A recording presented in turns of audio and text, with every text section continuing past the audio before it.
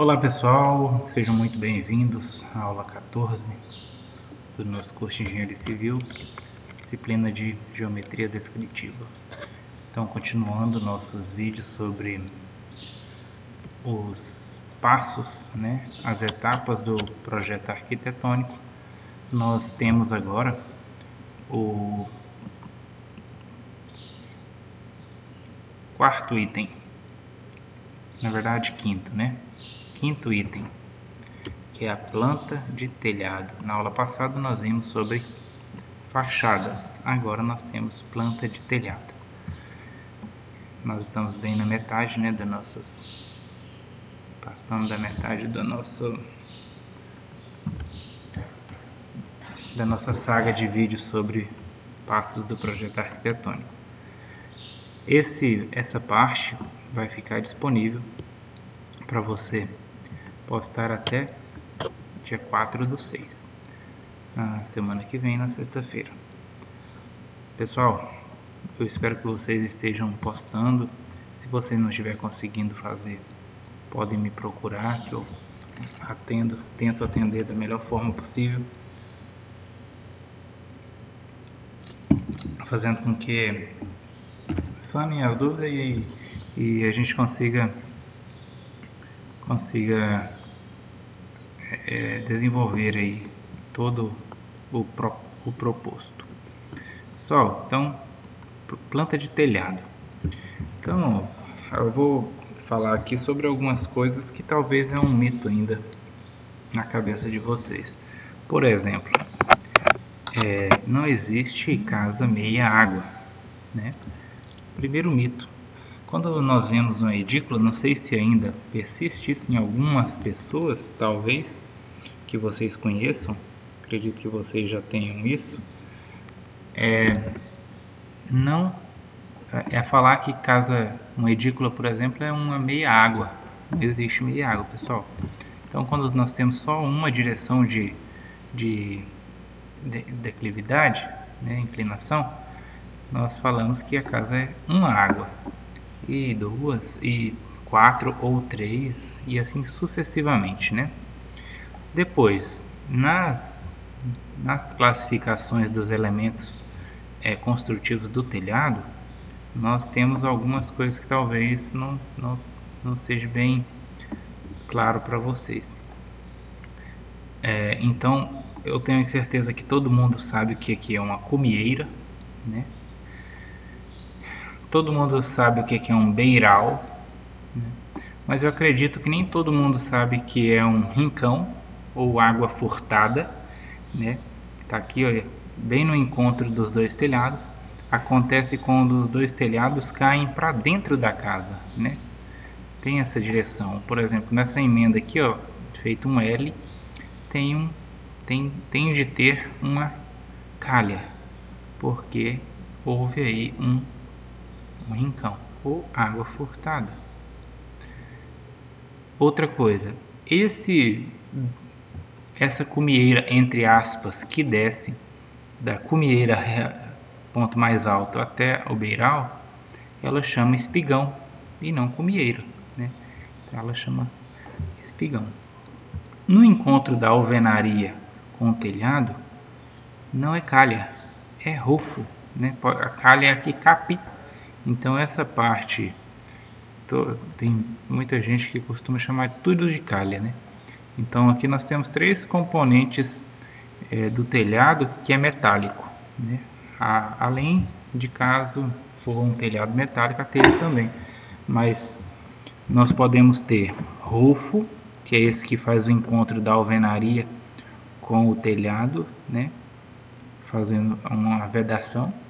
Nós podemos ter pingadeiras. Aqui em cima tem um desenhozinho aqui, ó, que pode ser considerado uma pingadeira. É um elemento metálico, que vai sobre a parede, fazendo a parte de impermeabilização, e também tem a função de a água bater, escoar e não escorrer pela parede. Ela goteja da parte metálica, fazendo com que a água não consiga fazer degradação da pintura ou mesmo do reboco, né? Então a pingadeira tem a função de proteger a parte superior da parede, né? E também de fazer com que a água escoe e goteje da lateral e não escorra na parede, né? E por último nós temos a calha, que realmente essa calha ela capta todas as águas, tanto interno quando é um telhado embutido, quanto externo, né? Quando vai cair no beiral mesmo e a pessoa não quer que tenha aquele fluxo de água ali maior, né? Porque é uma coleta de todo o telhado da casa caindo ali na lateral, e aí pode ocasionar, primeiro que fica ruim, né? Vai passar, tem um fluxo de água muito grande, e depois que pode causar algum dano ali para talvez uma superfície que não foi pavimentada, um chão ali, um solo natural, e aí fica enchendo de buracos, ou mesmo na calçada, se for de concreto sem nenhum revestimento, pode causar algum dano e abrir fissuras, né, buracos.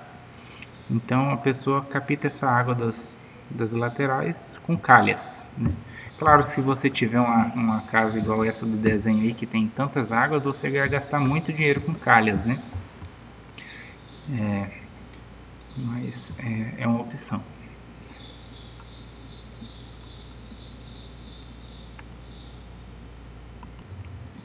Então, pessoal, aqui no próximo, ó, essa aqui é uma planta de telhado cuja o telhado é embutido, né? Tem platibandas, né? Platibanda é essa parede que vai à frente do telhado para o telhado não ser visto. Então, dá para ver algumas coisas interessantes aqui, ó. Veja só, as indicações de queda, né? Ó, a setinha indica que o fluxo de água é para lá, né? E aqui também. Depois, um reservatório aqui, ó, pontilhado, significa que tem um reservatório aqui embaixo, né? Então, provavelmente é um banheiro, e aqui tem um reservatório. Esse pontilhado que tem aqui à frente, ó, perto desse 3,10, significa que a alvenaria abaixo do telhado, a parede, está nesse segmento. Ou seja, aqui deve ter passado um beiral de concreto, de platibanda, para frente da casa, né? Então aqui está pontilhado, ó. Significa que essa parede está aqui embaixo. Depois, cotas. Todo o telhado, pessoal, tem que ser cotado, né? Tem que ter cota do telhado para maior facilidade do construtor nas medidas das telhas, né? E para fazer orçamentos, o tamanho da telha, né? Por exemplo, a telha metálica, a telha sanduíche que a gente falou hoje, a termoacústica, que está sendo muito utilizada, ela é vendida inteira, né? Inteira. Você fala, ó, eu quero uma peça com 4,5 metros, ele te manda uma telha de 4,5 metros de comprimento. Então, por isso a importância da cota, né? Evita de você ter percas, né? Muitas no caso, né? Que geralmente tem que ser muito bem projetado para que não haja perca. Mas a cota é muito interessante para esse cálculo. Aqui tem um afastamento, né? Provavelmente é do muro. E nós vamos ver a frente aqui, ó. Os três principais, eu nem falei ali atrás porque não tinha. Tinha assim, ó. É o que eu estava lembrando. Telha, fibrocimento. Então, tipo de telha. 3 coisas principais você não pode deixar de fazer no seu desenho aí que você vai fazer. Tipo de telha, inclinação e destino da água, né?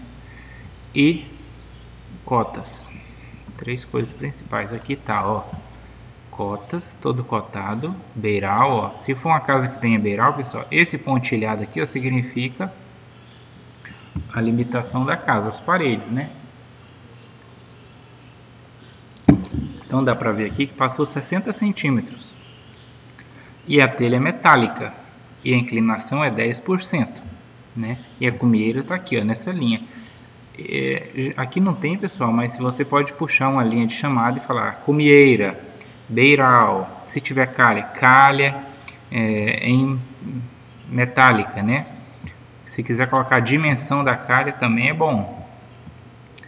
Então tem vários contextos aí que pode ser inseridos. Então, por que a planta de cobertura, pessoal? Importância. Além de ser um item obrigatório para aprovação de projeto arquitetônico na prefeitura, a planta de cobertura traz detalhes importantes que irão auxiliar na execução da obra. Que, assim como eu já citei ali atrás, para que servem os itens, né?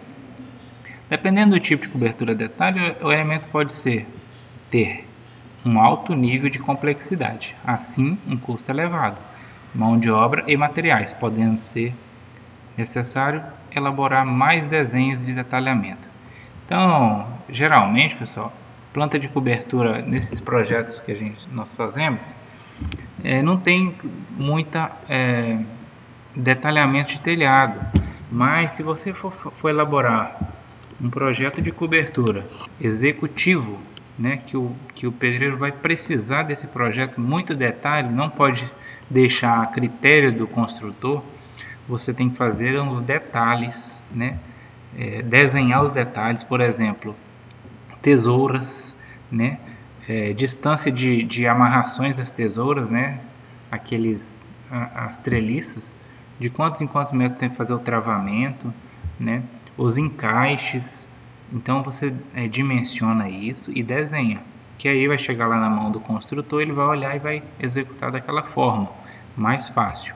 Se você não fazer isso, você está designando esse trabalho para ele, aí ele vai fazer do jeito que ele achar mais conveniente, e às vezes o jeito que o pedreiro acha mais conveniente não é a forma mais adequada, às vezes encarece e às vezes fica perigoso, né?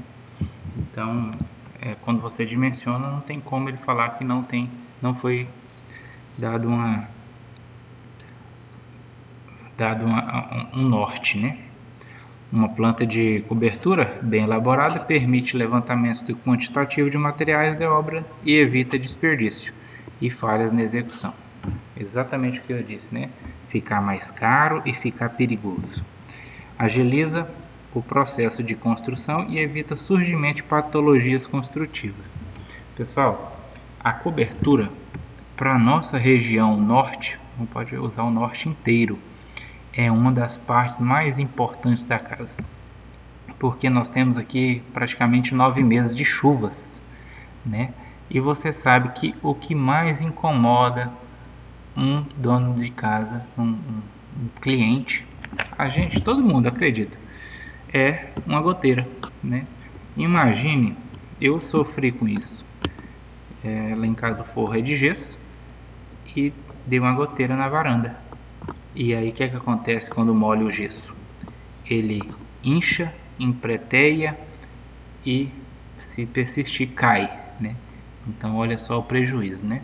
Eu vou ter que pagar um novo gesseiro, uma nova pintura, né? Para poder ir, além de trocar o telhado, né? A parte do telhado que está com defeito. Então a parte mais importante.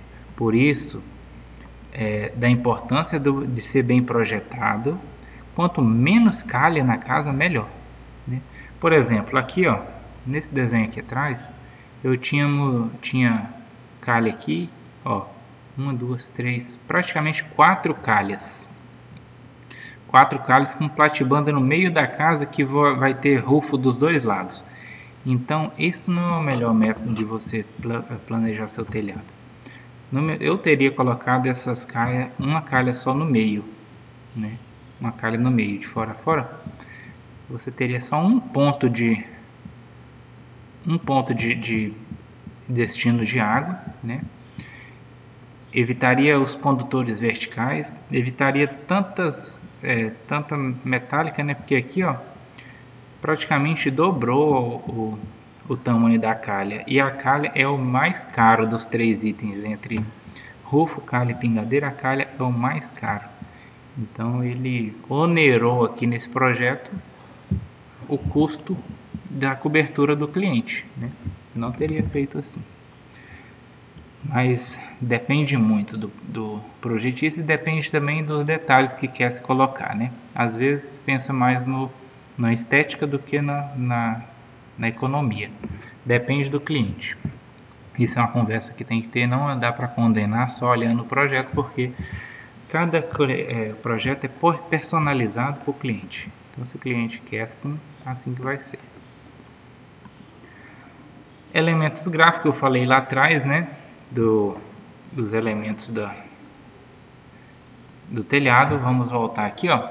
Quando elaborada independentemente, a planta de locação, a planta de cobertura possui informações quase que exclusivamente sobre o telhado e demais elementos de cobertura. Os principais são. Então, o que tem que ter aqui? Na verdade, lá embaixo, tá?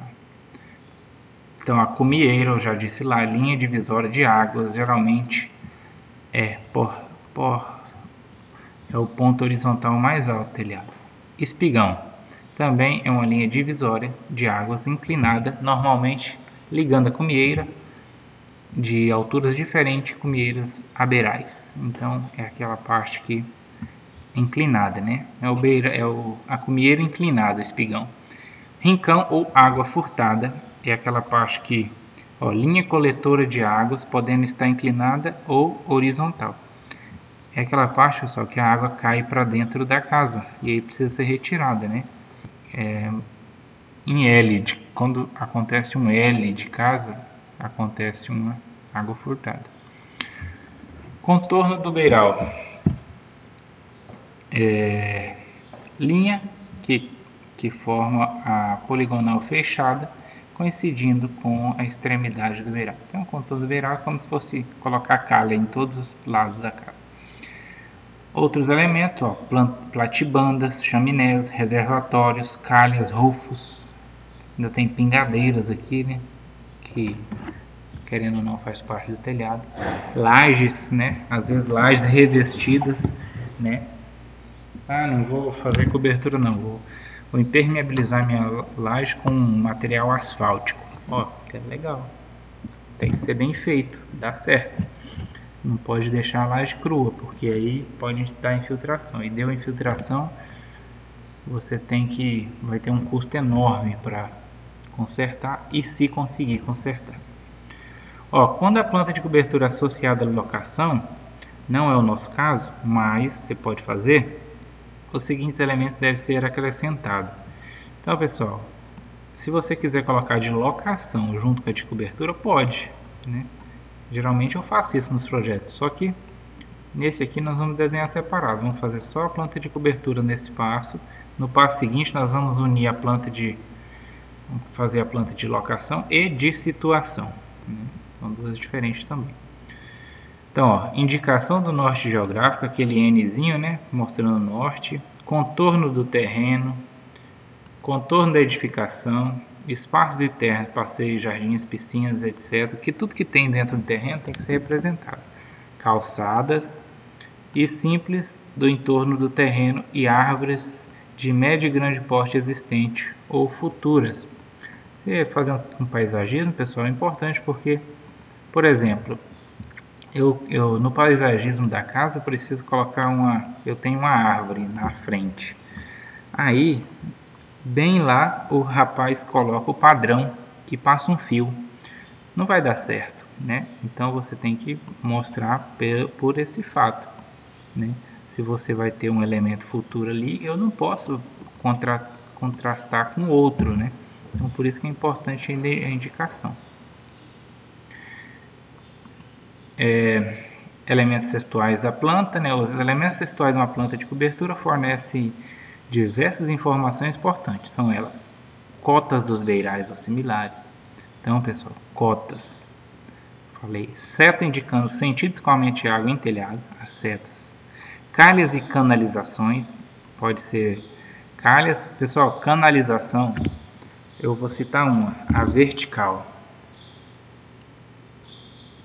A tubulação que tira a água da calha é importante estar no projeto, porque quando o pedreiro vai iniciar a obra, quando ele vai fazer a fundação da obra, a viga baldrame, já é importante ele colocar a tubulação que vai descer a água, que ela passa ali do nível 0 da casa, né? Então já fica dentro da viga, claro que dimensionado. Então você pode passar em frente a construções novas e ver uns tubos brancos alto, grande. Ali é um tubo vertical, vai tirar a água da calha por ali. Então por isso que tem que ir no projeto, o primeiro projeto tem que ir já, que aí o pedreiro, né, o construtor vai saber exatamente onde colocar, e deve ir com cotas, né? Dimensões dos elementos do telhado, níveis, dimensionamento da rede pluvial, diâmetro, declividade, especificações quanto ao material de telhado, ó, telha cerâmica, telha metálica, telha fibra cimento e sua inclinação. No caso ali nós tínhamos uma telha metálica, 10% de inclinação. Quando associado à planta de locação, ó, cota do terreno, isso aqui eu já falei, né? Cotas parciais e totais, cotas angulares diferentes de 90 graus, posicionamento da construção, calçadas, altura de muros. Então, mais mais detalhes aqui que deve ir se caso a planta de locação tiver junto com a de telhado. Tipos de telhas mais comuns no Brasil. Então nós temos a telha metálica, né, tá bastante usada, deu uma queda por causa do preço, aumentou muito. As telhas metálicas são muito usadas para coberturas de armazéns, galpões e sua estrutura de apoio metálica ou concreto pré-moldado. Então pode ser que a telha metálica geralmente, né, pessoal, em quase todos os casos é assentada em cima de treliças metálicas, né, tesouros de metal, né, perfis. Então, mas também pode ser concreto pré-moldado, né. Telhas cerâmicas são muito populares em residências, dando um aspecto mais robusto e tradicional para as construções. Normalmente estão apoiadas sobre estruturas de madeira ou alvenaria. Pessoal, telha cerâmica é a nossa telha de barro, né? A famosa telha de barro, telha colonial, telha portuguesa, são telha cerâmica. Essa é uma das telhas mais antigas que se tem notícia, né? Do tempo dos escravos, os escravos já moldavam nas coxas essas telhas. Telhas de fibrocimento apresentam um custo inicial menor, entretanto apresentam uma durabilidade menor que os outros tipos de telha. Geralmente são usadas em residências e comércio. Por muito tempo essa telha foi chamada de ternite, né? E aí para uns ainda há menos tempo chamam ternitão a telha de fibrocimento de 5 mm e 6 mm, né? Então são telha fibrocimento, porque ela leva fibra e cimento na sua composição. Já as telhas de fibra de vidro têm sido mais usadas mais recentemente nas construções, principalmente indústrias, por ser um material mais leve, inerte e de alta resistência. Pessoal, ainda além dessas aqui, que são os tipos mais comuns, né? Não são todos os mais comuns, tem muitos outros tipos. Por exemplo, tem uma telha semelhante à telha cerâmica de vidro, né? Para entrada de iluminação. Tem telha de EPS, né? EPS não é telha que é feito com garrafa PET, né? Feita produto de recondicionamento, né? Eu esqueci a palavra agora. Mas tem muitos outros tipos de telha além desses aqui. Beleza? E além disso, uma curiosidade aqui, ó, telhado verde, telhados verdes, né? Verdes. Você já ouviu falar em telhados verdes? Trata-se de uma cobertura em telhados de prédios e de casas com vegetação e com ajuda a manter a temperatura interna mais agradável e consequentemente economizar energia, com menor uso de ventiladores e ar-condicionado. Só aqui em Ouro Preto tem uma casa que tem um telhado verde, né? É a casa do, acredito que é o dono da Marvite, que é aqui no setor Chacareiro, próximo da rodoviária aqui. Ela tem um telhado de grama, né? É bem legal, quem tiver oportunidade de ver, é um bom exemplo. E está se multiplicando, né? Muitas pessoas utilizando. Tem um custo, né? Um custo maior, tem um custo de cuidados, né? Precisa fazer cuidados frequentes, mas é um tipo. Claro que você tem que ter aí uma laje, né? Para ancorar isso. Se você colocar só a grama não dá certo. Mas é uma coisa a ser pesquisada, né? Todo esse contexto ecológico que move o presente e o futuro é uma coisa a ser vista. Pessoal, é isso. Então, qualquer dúvida vocês podem entrar em contato comigo. Para essa aula você precisa fazer uma planta de telhado. Pode ser simples, né? Pode ser simples. Principalmente inclinação, tipo de telhado e cotas, marcação de beirais, né? Se for embutido, lá onde fica as calhas, cumieira, né? Platibanda, rufo, pingadeira. Legal. Então, pessoal, fiquem com Deus. Até o próximo encontro. Tchau.